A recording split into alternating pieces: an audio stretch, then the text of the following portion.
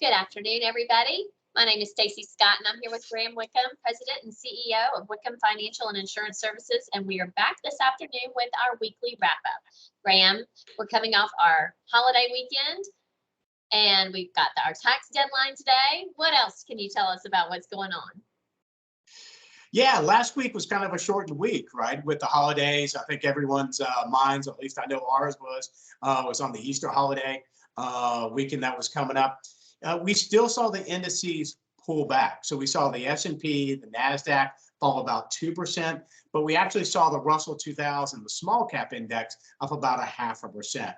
Some of the biggest losers from last week in terms of sectors would have been healthcare, technology. We did see financials pull back about 2.5%. But I think some of the story last week was producer price index climbed about 1.4% on a month-over-month basis. But on a year-over-year basis, it climbed about 11.2. Remember, our inflation rate, the consumer price, is roughly about 8.5. So we're seeing still strong inflation for the producers. We're seeing still strong inflation for the consumers. We did see a pretty strong spike in crude oil, by the way, last week, about 8.5%, even though we saw inventories building in the United States and concerns about demand in China and their growth. So we still saw a very strong market for crude. We still expect to see that going forward. Okay, well, with all that travel that people have coming up this spring and summer, that's not what we want to hear.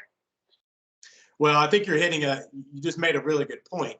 I think the market is still going to be pricing in, at least in the crude market. We're in spring, we're going to be getting into peak driving season in the summer. So even though demand might be slightly less, maybe globally, at least from a China side, at least in the United States, we're starting to gear up for a very busy driving season.